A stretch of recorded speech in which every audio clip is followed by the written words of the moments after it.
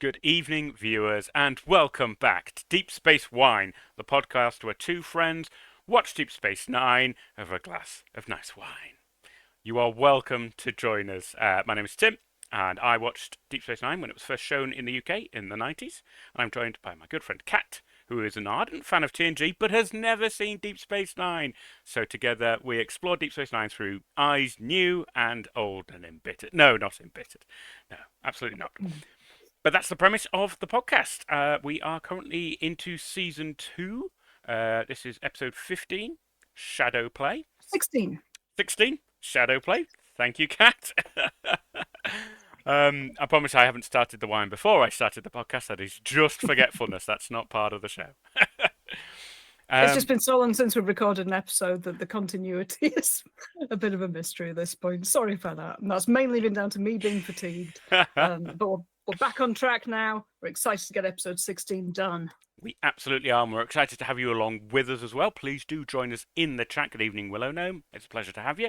As always, we do ask that you keep spoilers to a minimum. Cats discovering each episode new, and it's great. Like vampires, we live through their discovery of this story for the first time, and we can revisit how it was to have a new Star Trek episode. And in these challenging times where we just don't have enough Star Trek to go around. It's nice to be innocent about something in this world. Thanks for the context, Kat.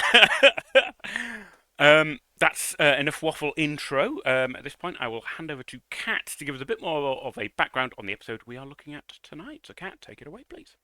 Woohoo! This episode, Shadowplay, was first broadcast on the 21st of February 1994. It's directed by Robert Shearer, who also directed the TNG episode Measure of a Man many yonks ago.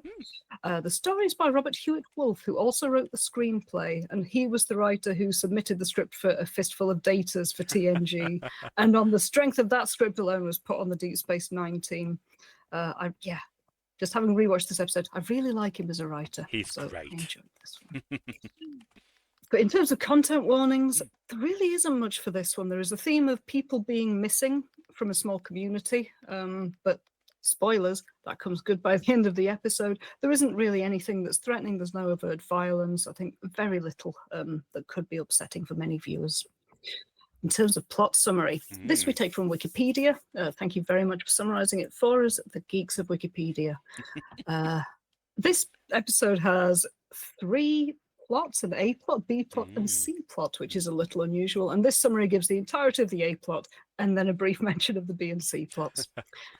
Dax and Odo investigate an unusual particle field emanating from a planet in the Gamma Quadrant. They discover the field is coming from a small village's power generator. The village magistrate, Collius, tells them 22 people have disappeared without a trace in the past few days. Odo and Dax offer to help investigate the disappearances, but the oldest villager, Rorigan, seems unconvinced that the villagers will ever be found. The next day, Odo interviews Rorigan's granddaughter, Taya, whose mother has disappeared. The two find common ground in that they are both orphans.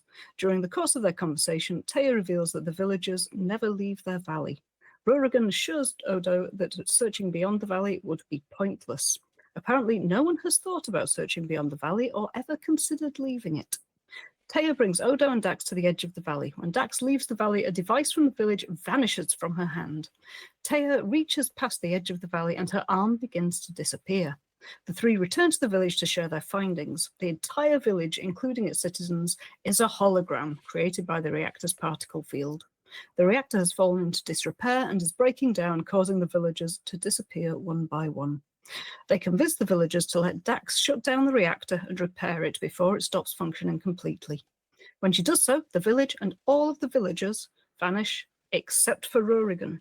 He explains that when an alien empire known as the Dominion arrived on his home planet, he fled to an abandoned planet and recreated the world he had lost. He now admits that none of it was real. However, Odo argues that Taya and the others are real and deserve a chance to live. Dax and Rorigan repair the reactor, restoring the village, including the missing people. Before he and Dax leave, Odo realizes how close he has grown to Taya and demonstrates his abilities by morphing into a toy that Taya played with earlier. Meanwhile, back on Deep Space Nine, Major Kira begins a romance with Vedek Bareil. The bartender Quark had Bareil invited to the station to distract Kira from a criminal operation he was planning, but she sees through the scheme and apprehends Quark's accomplice. Jake Sisko begins taking engineering lessons from Miles O'Brien, but eventually admits to his father that he doesn't want to join Starfleet. It really does feel a bit pat and a bit twee when you put it that way. Thanks, Wikipedia.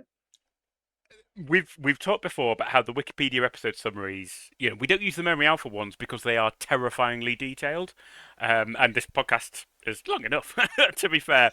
So the Wikipedia articles, are written by perhaps casual fans, and they go in for brevity. So I don't think it's a reflection on the episode that it's summed up in such a way. It's simply the style of the writer. That's very generous. I also know that they refer to the Dominion as an empire. We've never had any definition for the Dominion yet, so that's, I think, light spoilers or assumptions about what the Dominion might be. Because at the moment, it's just a word for something bad that keeps happening to other people's planets. That is, I think, exactly the take you should be taking, Kat. A reminder, because people are joining. Good evening, David, Nigel, Bakery Dragon, Endor Cat. Good evening and welcome to you all. And you are all familiar faces, and I know I don't need to tell you not to spoil anything for Kat. Kat does not know what is coming down the line, and that is the best way to experience Deep Space Nine. Although I would say that is an excellent moment to go. It's foreshadowing. I'm sure, even without the spoilers you have seen, Kat, you are getting a sense of foreshadowing. And I'm trying to think if there was any kind of similar arc in the original series of The Next Generation where they constantly sprinkled hints that something bad was coming down the line. And I can't. There was one instance in The Next Generation when the little earwiggy things that were climbing into people's mouths and then making them take over. Parasite. They had like one episode before the episode where they turned up again, where someone said, I think something's going wrong somewhere in the Federation, Picard, I'm just warning you. And then the next time you see him, he's been taken over by an alien, and within, I think, the same episode, it all gets resolved. They tried. They had a good effort at having an overarching plot that will be resolved later in the series, but it was not everything that I think they wanted it to be. And I've heard rumours that that's what the Borg were going to be in their first incarnation, rather than the far away threats that they end up being. I don't think there was anything else in either TNG or TOS that was, either that was so far reaching, or that in retrospect they went back to and said, you know what, we can pick that thread up further on. I think they wanted to keep it episodic because that makes it easiest for the viewers to watch. Exactly. Takes us back to what we've said from the beginning, that at this early stage in both TV programming and Star Trek's history, that concept of arcs was quite new, revolutionary, and I think was resisted both amongst the senior staff of the show and the network executives who wanted people to jump in and just go, I know the crew, and I want to see them have something new. I can't keep picking this up every week. And it's Deep Space Nine that is going to be the first to break that barrier and introduce what we now take so much for granted, to the point where I think we may have swung slightly too far the other way, and the shows are obsessed with foreshadowing and plot points and red herrings and double red herrings, and I'm like, okay. I think in this age when Netflix keeps commissioning seasons for like one season and then cancels them completely. Well, it really screws up showrunners who put in lots of foreshadowing and lots of plot that'll come relevant later. It's a liability. So, what an interesting period of television history we're moving through here. And it will be down to you, Kat, as somebody who knows TNG very well, to see, how that feels, seeing Star Trek change before your very eyes. And I'm very excited to see how that works out. Ooh, excitement. So, we're already into discussing the meta of the show. That's very on brand for us. Right. I think if I jump in with some initial thoughts at the top of the episode, and then I will throw to you some initial thoughts before we get through it scene by scene.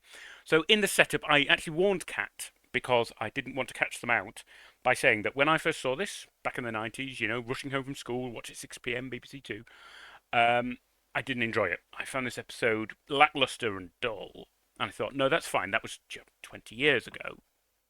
It was 30 years ago. God. Maybe I'll have a different impression of Shadowplay when I watch it again now as an adult who's consumed tons of Star Trek content. Maybe I'll have a different reaction to it. No, I won't. I found this episode persistently lackluster and dull. It just failed completely to engage me. It was spread so thin, and the ideas it introduced were good, and they went nowhere. I found the subplots weak, so weak, despite the fact that the ideas were great. I found the delivery and execution of them so poor. I found this episode gossamer thin in terms of content and engagement. There were some nice character moments. That's about it.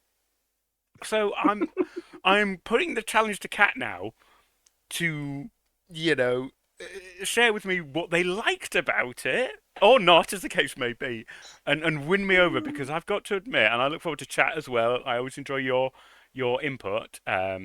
Not that I'm a Time Lord, thanks. I wish I was. Then I could go back in time and watch it all new for the first time. I'm not, so I'm very keen to hear what other people made this episode, because I was singularly disappointed a second time, possibly a third, considering I've watched Deep Space Nine on and off my entire adult life. On that ringing endorsement, Kat, I'm going to hand back to you for your impressions at the top of the episode. I'm sorry that you disliked it so strongly, Tim. So be. I think the first time I watched it through, I have to admit, I leapt straight out of recording our episode 15 episode and was full of wine and enthusiasm. And thought, I'm going to watch the next episode now, I'm really excited. And then I just kind of got tired a few minutes in and got a bit grumpy and didn't enjoy it particularly. But on rewatching it, I really like some of the characterization in this episode. You said it has some good character moments, and I think that the ways that, for example, the villagers who appear in this episode will never be seen again. They're effectively just a short sci-fi story that's been crowbarred into DS9. The way that their dialogue is written is really nice. And it doesn't just feel kind of quotidian. They need to give this information, then they need to give this information so that this can happen. The characters each have their own motivations, their own quirks. They're really nicely fleshed out with the little bit of time that's allotted to them.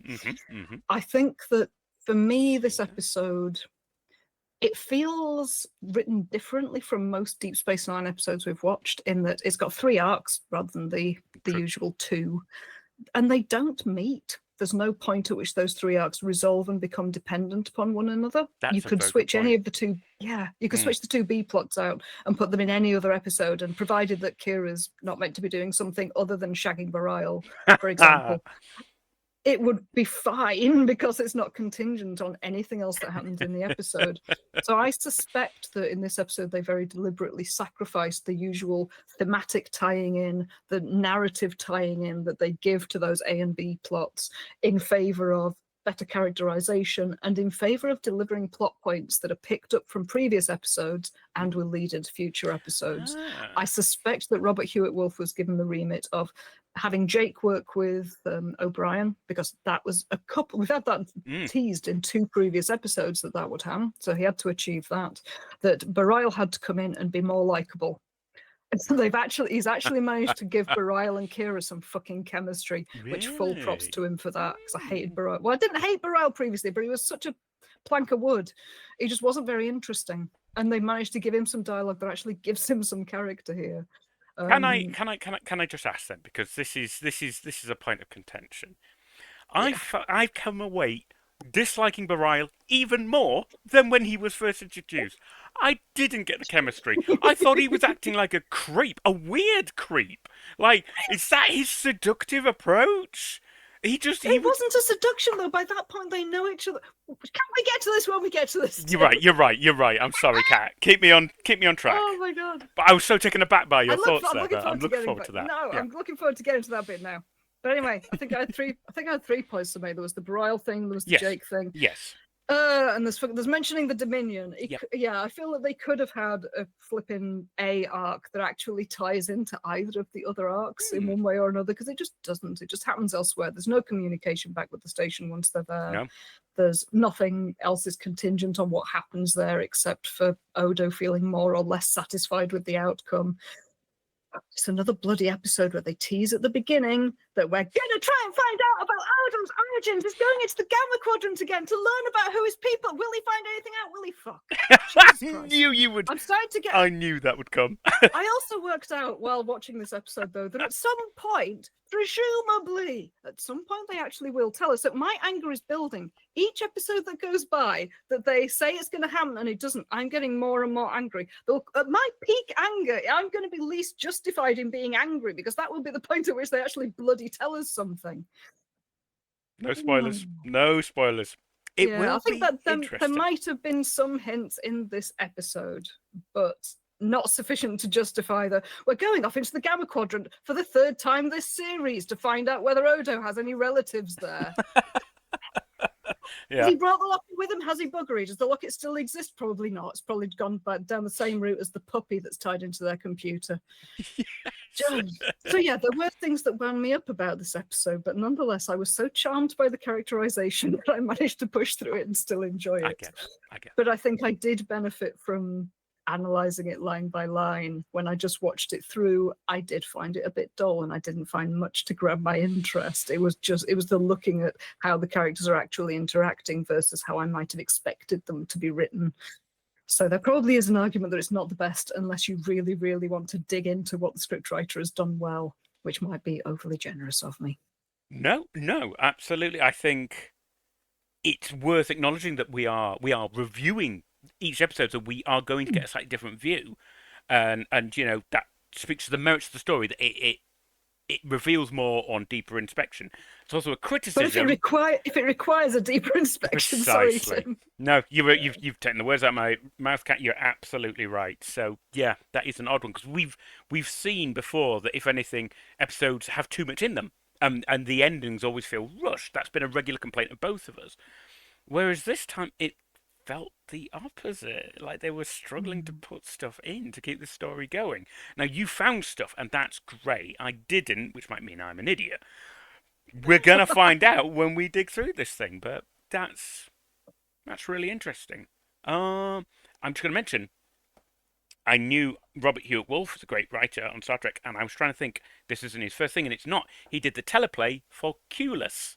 So he worked on, one of the best episode. Which had some characterization of Q that I wasn't entirely happy with, because I don't like it when Q is actually nasty to Picard.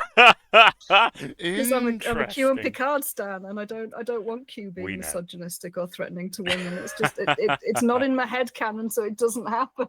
Interesting. Well, I really enjoy Robert's writing, and he does many DS9 episodes, so we will have to bear that in mind the next time he pops up as a writer and see, once we start to get to know him and Ira Stephen Bear and some of the other major writers behind the show, if you detect trends like that emerging, that will be very interesting. Yeah. We then go back to the village where Odo leads Coleus to Dax, who's working on the machine in the center of the village, the reactor.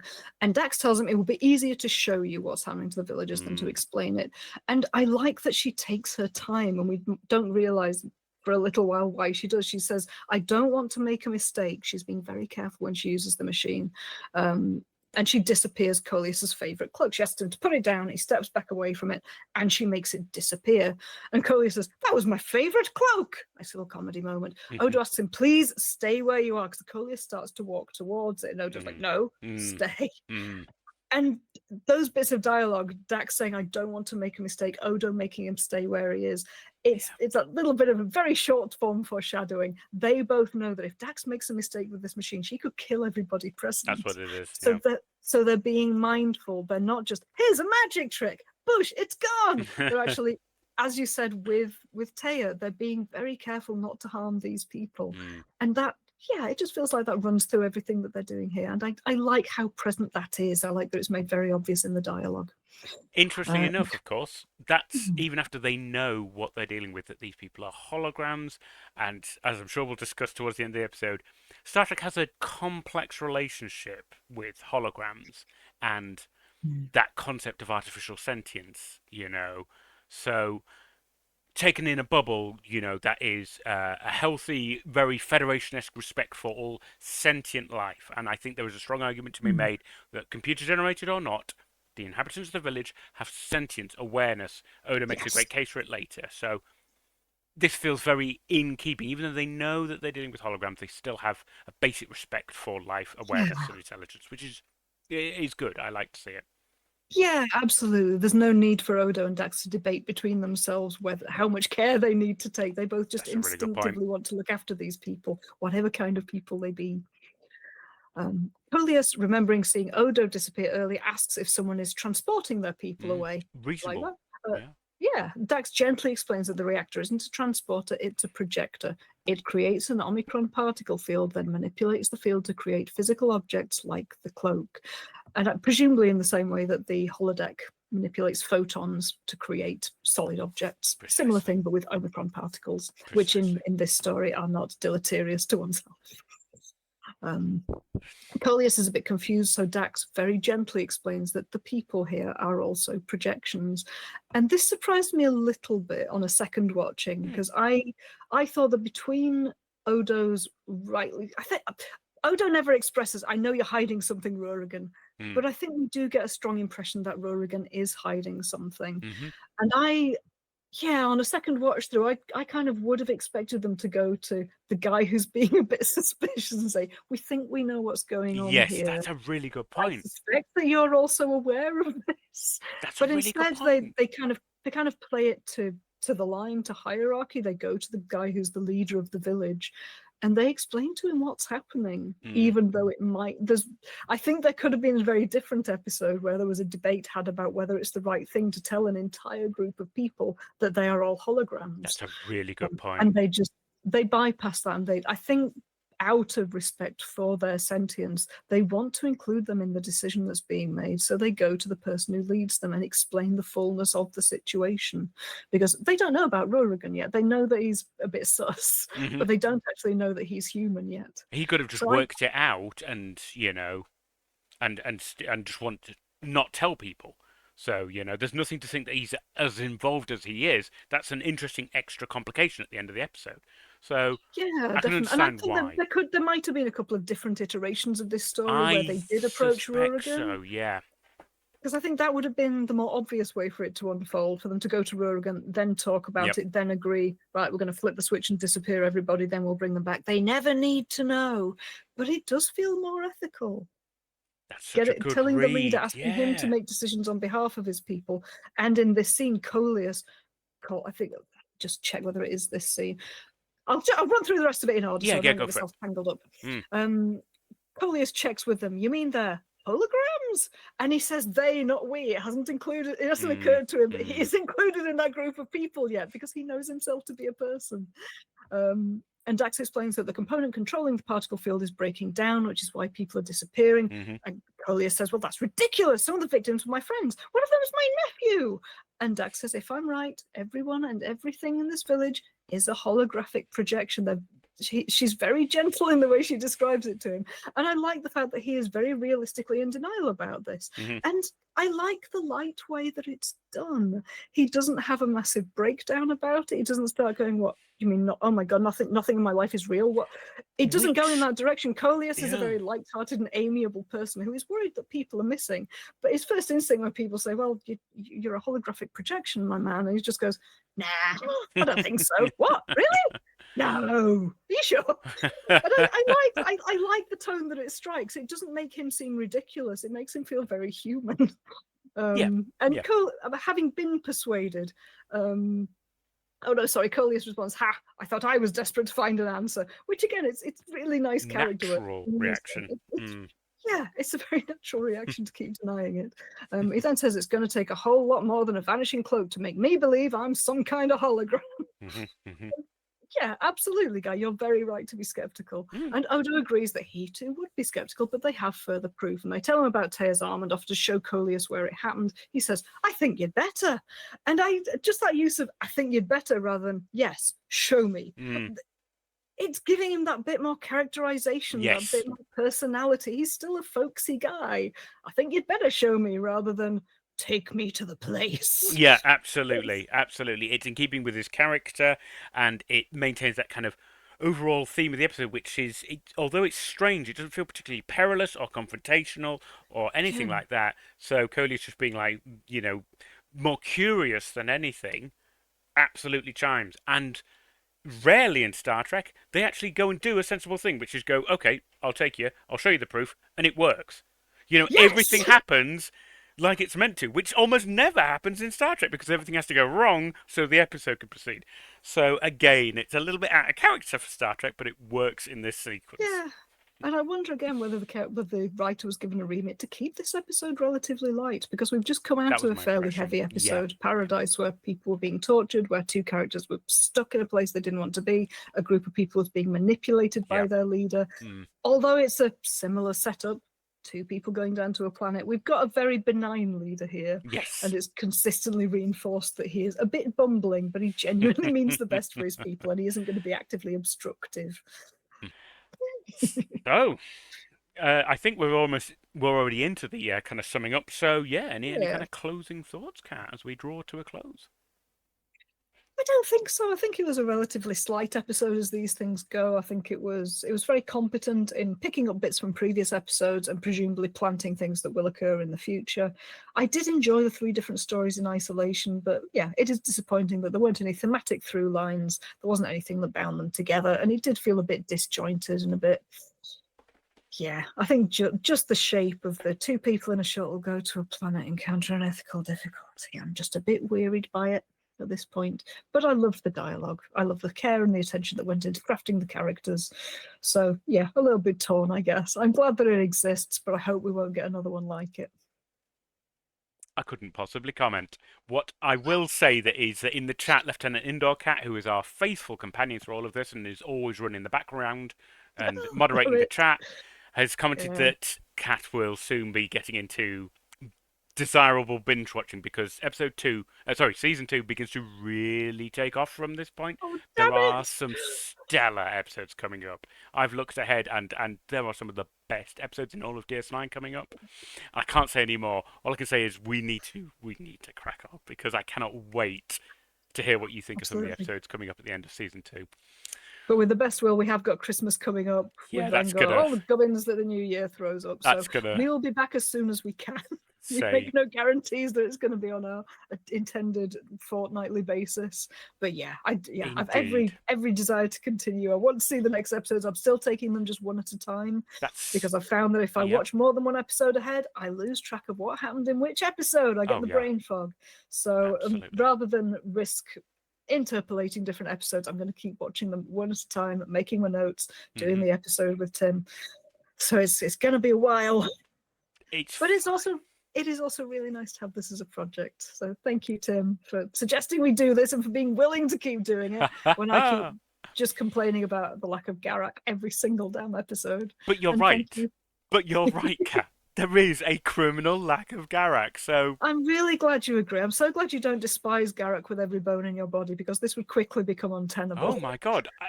Listen, it's not an overstatement to say if you don't like Garak, you don't like DS9, and you probably don't like Trek, and you probably don't like good stories, okay? You don't like Garak, you don't like life. When man is tired of Garak, man is tired of life. I don't want to over-egg it, but that's kind of true. That's kind of true. There is a reason the man constantly tops polls, right? But again, we're straying dangerously into spoiler territory, and it is... Thinking about how tall and pole-like Bashir is, right? Yeah, okay, yeah. This is all golden stuff for future episodes. Anyway, I was saying thank you to you for persisting in doing this, Tim. Thank you, Lieutenant Indoor Cat, for persisting in managing the chat and deleting spoilers when you find them. And thank you, everybody who keeps turning up in the chat to watch me make the same complaints and praises of Star Trek second week on second week / however often we do it. It's lovely. Thank you so much for being here with us. It really is, chat. You tonight, indeed, you've been incredibly chatty. It's been great. I haven't been able to respond to everything you're saying, so thank you so much for everyone who's along this journey with us. It is much appreciated. Yeah, that feels like a natural stopping point, unless there's anything, I mean, ultimately, have you come away still enjoying this episode? Yeah, I have, and I've still, I think this week it's been a bit more meta for me. It's been I enjoy watching it, and I really enjoy analysing the episodes. I've had a bit of a difficult week, just work gubbins, but sitting down and calmly going through a Deep Space Nine episode, it leveled me out. It calmed me down, and it made me feel a bit better about life. And even though it fucking teased Garak, and didn't bring him in, it reminds me that Garrick exists, and it keeps me wanting to watch future episodes. And that sometimes that is enough. But they better bring him back sometime soon. I'm gonna start throwing things at. Well, you'd say Robert Hewitt Wolf's still around. I'll throw things at him for want of anyone else. There is an episode coming up very soon that will, I think, meet your expectations. I can say no more. I can say no more, but I can't wait, Kat. I cannot wait.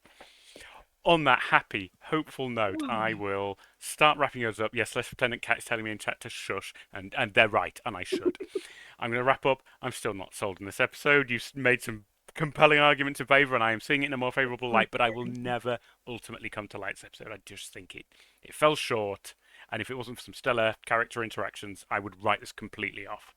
That's where we are. Thank you for indulging my frothing enthusiastically about an episode that you I strongly like it when we disliked, Tim. disagree. I appreciate it. That's the point of a good podcast. We should come at this from different positions. So, thoroughly enjoyed. Right, 2 hours 20. Thank you, everyone, for your stamina and sustain throughout all of this. It has been a pleasure. Kat and I will return when we have the time, energy, and willing. And in the intervening time, this will be on YouTube for people to enjoy later in a more summarised format. And thank you again for all your engagement. I wish you all well. I encourage you all to live long and prosper. And we shall see you again. Goodbye. Bye.